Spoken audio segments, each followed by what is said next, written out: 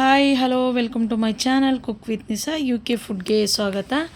ನಾನಿವತ್ತು ಸಿಂಪಲ್ ಆಗಿರುವಂಥ ಮಾವಿನ ಹಣ್ಣಿನಿಂದ ಯಾವ ಥರ ಮನೆಯಲ್ಲಿ ಸ್ವೀಟ್ನ ಮಾಡ್ಕೋಬೋದು ಅಂತ ತೋರಿಸ್ತಾ ಇದ್ದೀನಿ. ದಿಢೀರನೆ ಮಾಡುವಂಥ ಕಡುಬು ತುಂಬ ಚೆನ್ನಾಗಿರುತ್ತೆ, ತುಂಬ ಟೇಸ್ಟಾಗಿರುತ್ತೆ. ಮ್ಯಾಂಗೋ ಸೀಸನ್ ಮುಗಿಯೋಷ್ಟರಲ್ಲೇ ಈ ಥರ ನೀವು ಮಾಡ್ಕೊಂಡು ತಿನ್ನಿ. ನಾನಿಲ್ಲಿ 2 ರಸಪುರಿ ಹಣ್ಣನ್ನು ತೊಗೊಂಡಿದ್ದೀನಿ. ನೀಟಾಗಿ ತೊಳ್ಕೊಂಡು ಎತ್ತಿಟ್ಕೊಂಡಿದ್ದೀನಿ. ಇಲ್ಲಿ 1 ಕಪ್ ಆಗೋಷ್ಟು ಅಕ್ಕಿ ಹಿಟ್ಟನ್ನು ತೊಗೊಂಡಿದ್ದೀನಿ. ಒಂದು ಮಿಕ್ಸಿ ಜಾರ್ ತೊಗೊಳ್ಳೋಣ. ಇದ್ರ ಒಳಗಡೆ ಇರೋದೆಲ್ಲ ಪಲ್ಪನ್ನ ಆಚೆ ತೆಗೆದು ನೀಟಾಗಿ ಕಟ್ ಮಾಡಿ ಮಿಕ್ಸಿ ಜಾರ್ಗೆ ಹಾಕ್ಕೋಬೇಕು. ತುಂಬ ಹಣ್ಣಾಗಿರೋದು ತೊಗೋಬೇಕು. ಆಮೇಲೆ ಹುಳಿ ಇತ್ತಂದರೆ ನೀವು ಬೆಲ್ಲ ಹಾಕ್ಕೊಳ್ಳಿ. ಹುಳಿ ಇರಲಿಲ್ಲ, ಸ್ವೀಟ್ ಇತ್ತಂದರೆ ಸಾಕು, ಅಷ್ಟೇ ಹಣ್ಣನ್ನೇ ಹಾಕಿ ನೋಡಿ ನೀಟಾಗಿ ಬಿಡಿಸ್ಕೊಂಡು ಮಿಕ್ಸಿ ಜಾರಲ್ಲಿ ಹಾಕ್ಕೋಬೇಕು. ರಸಪುರಿ ತುಂಬಾ ಸ್ವೀಟ್ ಇರುತ್ತೆ ಹಣ್ಣು. ಎಲ್ಲನೂ ಮಿಕ್ಸಿ ಜಾರಿಗೆ ಹಾಕಿದ್ದೀನಿ. ಇವಾಗ 1 ಕಪ್ ಆಗೋಷ್ಟು 1 ಬೌಲು ಅಕ್ಕಿ ಹಿಟ್ಟನ್ನ ಹಾಕ್ಕೋತಾ ಇದ್ದೀನಿ. ಇದನ್ನು ಗ್ರೈಂಡ್ ಮಾಡ್ಕೊಳ್ಳೋಣ. ನೋಡಿ ಈ ಹದಕ್ಕೆ ಬರಬೇಕು. ಇವಾಗ 1 ಕಾಯಿನ ಒಡೆದ್ಬಿಟ್ಟು ಅದರಲ್ಲಿ ಅರ್ಧ ಹೋಳಷ್ಟು ನಾನು ಮಿಕ್ಸಿ ಜಾರ್ಗೆ ಒಂದು ಸ್ವಲ್ಪ ಏಲಕ್ಕಿ ಆಮೇಲೆ ಬೆಲ್ಲ ಕಾಯಿನ ಹಾಕಿ ರುಬ್ಬಿ ತೊಗೊಂಡಿದ್ದೀನಿ. ನೀವಿಲ್ಲ ಡೈರೆಕ್ಟ್ ತುರಿದಾದರೂ ತೊಗೊಳ್ಳಿ. ನಾನು ಮಿಕ್ಸಿಗೆ ಹಾಕ್ಕೊಂಡಿದ್ದೀನಿ. ಇವಾಗ ಒಂದು ಪ್ಯಾನ್ ತೊಗೊಳ್ಳೋಣ. ಈ ಥರ ಆದರೆ ಸಾಕು. ಒಂದು ಪ್ಯಾನಲ್ಲಿ ಒಂದು ಅರ್ಧ ಟೀ ಸ್ಪೂನಷ್ಟು ತುಪ್ಪ ಹಾಕ್ಕೊಂಡಿದ್ದೀನಿ ನಾನು.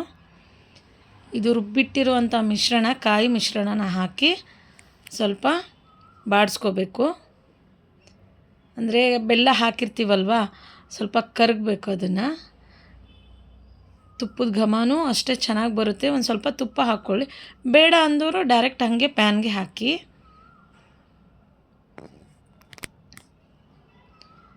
ಒಂದು ಸ್ವಲ್ಪ ಬೆಲ್ಲ ಅದು ಮಿಕ್ಸಿಯಲ್ಲಿ ನೀಟಾಗಿ ರುಬ್ಬಿಲ್ಲ ನೋಡಿ, ಇಷ್ಟು ಕುದೀತಾ ಇದೆ ನೋಡಿ.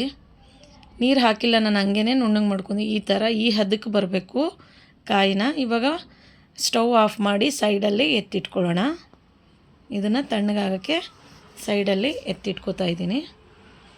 ಈ ಹದಕ್ಕೆ ಬಂದರೆ ಸಾಕು ಕಡುಬು ಮಾಡೋದಕ್ಕೆ. ಅದು ಕಡುಬಿನ ಒಳಗಡೆ ಫಿಲ್ ಮಾಡೋದು ಇದು ಹೂರಣ ನೋಡಿ. ಒಂದು ಪ್ಲೇಟಲ್ಲಿ ಹಾಕಿ ನಾನು ಆರಕ್ಕೆ ಬಿಟ್ಟಿದ್ದೀನಿ. ಇಲ್ಲಿ ಇಡ್ಲಿ ಪಾತ್ರೆನ ನಾನು ಸ್ಟವ್ ಮೇಲೆ ಇಟ್ಟು ನೀರು ಬಿಸಿ ಮಾಡೋಕ್ಕೆ ಇಟ್ಟಿದ್ದೀನಿ. ಇವಾಗ ಬಾಳೆ ಎಲೆ ತೊಗೊಂಬಿಟ್ಟು ನೀಟಾಗಿ ಕಟ್ ಮಾಡ್ಕೋಬೇಕು.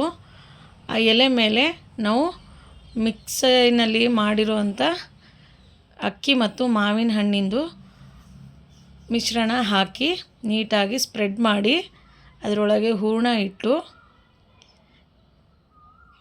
ನಿಮ್ಗೆ ಎಷ್ಟು ದಪ್ಪ ಬೇಕೋ ತೆಳು ಬೇಕೋ ನೀವು ಹಾಕ್ಕೋಬೋದು.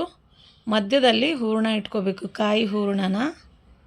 ತುಂಬ ಟೇಸ್ಟ್ ಆಗುತ್ತೆ ನೋಡಿ. ಈ ಥರ ಇಟ್ಟು ಫೋಲ್ಡ್ ಮಾಡಿ ಇಡ್ಲಿ ಪಾತ್ರೆಯಲ್ಲಿ ಹವೆಯಲ್ಲಿ ಒಂದು 20ರಿಂದ 30 ನಿಮಿಷ ಬೇಯಿಸೋಣ.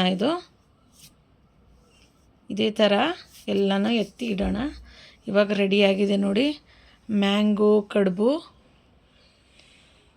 ಮನೆ ತುಂಬ ಮ್ಯಾಂಗೋದೇ ಘಮ ಬರ್ತಾ ಇರುತ್ತೆ, ಅಷ್ಟು ರುಚಿಯಾಗಿರುತ್ತೆ ಇದು. ಒಂದು ತಟ್ಟೆಯಲ್ಲಿ ನಾನು ಬಾಳೆ ಎಲೆನ ಇಟ್ಟು ಸೈಡಿಗೆ ಮಾವಿನ ಹಣ್ಣನ್ನು ಇಟ್ಟು ಡೆಕೋರ್ ಮಾಡಿದ್ದೀನಿ. ನಾನು ಬಿಸಿ ಬಿಸಿನೇ ತೆಗೆದಿದ್ದೀನಿ. ನೀವು ಸ್ವಲ್ಪ ಆರಿದ ಮೇಲೆ ತೆಕ್ಕೊಳ್ಳಿ.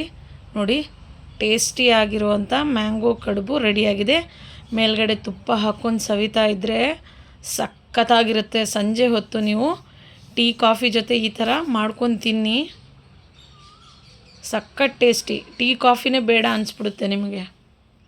ಬಿಸಿ ಬಿಸಿ ಮ್ಯಾಂಗೋ ಕಡುಬಿಗೆ ತುಪ್ಪ ಹಾಕ್ಕೊಂಡು ತಿಂತಾಯಿದ್ರೆ ಆ ಮಜಾನೇ ಬೇರೆ. ನಿಮ್ಮ ಮನೇಲೂ ಕೂಡ ಮ್ಯಾಂಗೋ ಸೀಸನ್ ಮುಗಿಯೋಷ್ಟರಲ್ಲೇ ಈ ಥರ ಕಡುಬನ್ನು ಮಾಡ್ಕೊಂಡು ತಿನ್ನಿ ಅಂತ ಹೇಳೋಕ್ಕೆ ಇಷ್ಟಪಡ್ತೀನಿ. ನನ್ನ ಚಾನಲ್ಗೆ ಇದೇ ಥರ ಸಪೋರ್ಟ್ ಮಾಡಿ, ನಿನ್ನ ಫ್ಯಾಮ್ಲಿ ಆ್ಯಂಡ್ ಫ್ರೆಂಡ್ಸ್ಗೆ ಶೇರ್ ಮಾಡಿ. ಕಮೆಂಟ್ಸಲ್ಲಿ ಹೇಳಿ ಮನೆಯಲ್ಲಿ ಮಾಡಿರುವಂಥ ಮ್ಯಾಂಗೋ ಕಡುಬು ಹೇಗೆ ಬಂದಿತ್ತು, ನಿಮ್ಮ ಮನೇಲಿ ಮಾಡಿರುವಂಥ ಮ್ಯಾಂಗೋ ಕಡುಬು ಅಂತ.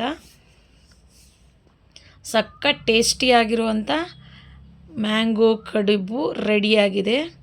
ನಾನು ಬಿಸಿ ಬಿಸಿನೇ ತೆಗೆದುಬಿಟ್ಟಿದ್ದೀನಿ. ನೀವು ಒಂದು 5 ನಿಮಿಷ ಬಿಡಿ, ಆಮೇಲೆ ಓಪನ್ ಮಾಡಿ. ಇಲ್ಲಿ ನಿಮಗೆ ತೆಳುವಾಗಿ ಕಾಣಿಸ್ತಿರ್ಬೇಕು, ಬಟ್ ಅದು ಸ್ವಲ್ಪ ಬಿಟ್ಟಾದಮೇಲೆ ಸಖತ್ತಾಗಿರುತ್ತೆ ನೋಡಿ. ಫಸ್ಟ್ ನಾನು ಫೋಟೋದಲ್ಲಿ ಹಾಕಿದ್ದೀನಿ, ಟೇಸ್ಟ್ ಆಗಿರುತ್ತೆ ನೋಡಿ. ಆರಿದ ಮೇಲೆ ಹಿಂಗೆ ಬರುತ್ತೆ. ಸಖತ್ ಟೇಸ್ಟಿಯಾಗಿರುವಂಥ ಮ್ಯಾಂಗೋ ಕಡುಬು ರೆಡಿಯಾಗಿದೆ. ನಿಮ್ಮ ಮನೇಲಿ ಒಂದು ಸರ್ತಿ ಟ್ರೈ ಮಾಡಿ, ಟೇಸ್ಟ್ ಮಾಡಿ, ಕಮೆಂಟ್ಸಲ್ಲಿ ಹೇಳಿ ನಿಮ್ಮ ಮನೇಲಿ ಮಾಡಿದಾಗ ಹೇಗೆ ಬಂದಿತ್ತು ಮ್ಯಾಂಗೋ ಕಡುಬು ಅಂತ. Thank you so much friends.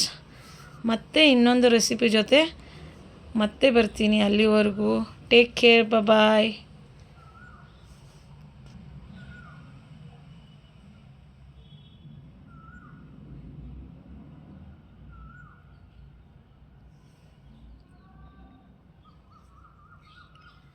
Thank you so much.